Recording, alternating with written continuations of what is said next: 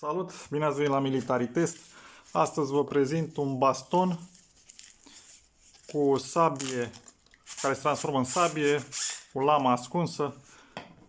Vine cu o teacă din material textil.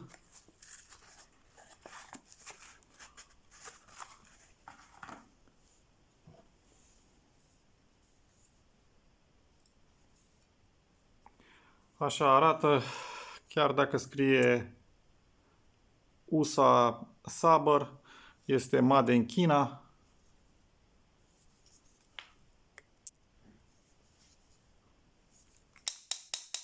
Se poate folosi direct ca baston. La interior se aude lama care lovește de pereți.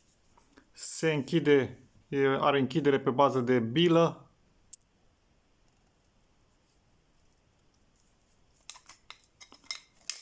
Iar în momentul în care este scos, la interior are o sabie ascunsă. Se transformă într-o mini sabie.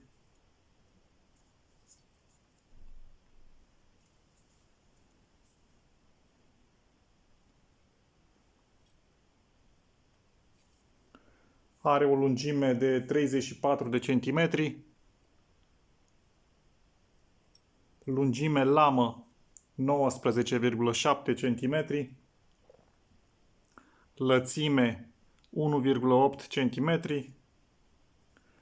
Grosime lamă 2,5 mm. Și o greutate de 150 de grame. 150 de grame simplu sau 270 de grame împreună cu teaca.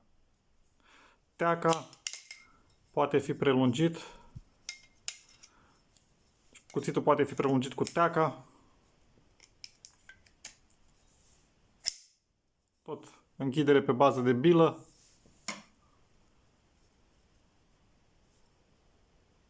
Și atunci avem o sabie cu lungime de 56 de centimetri, din care lama 19,7 cm.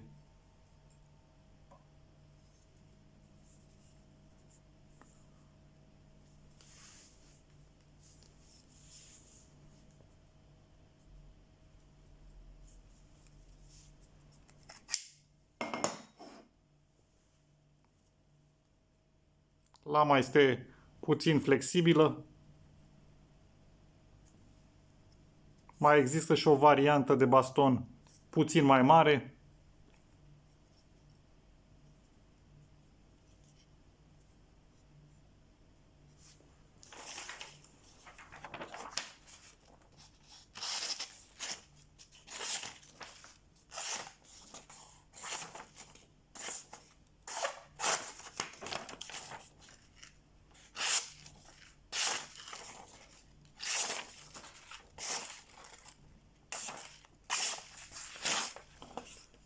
Lama necesită ceva ascuțire.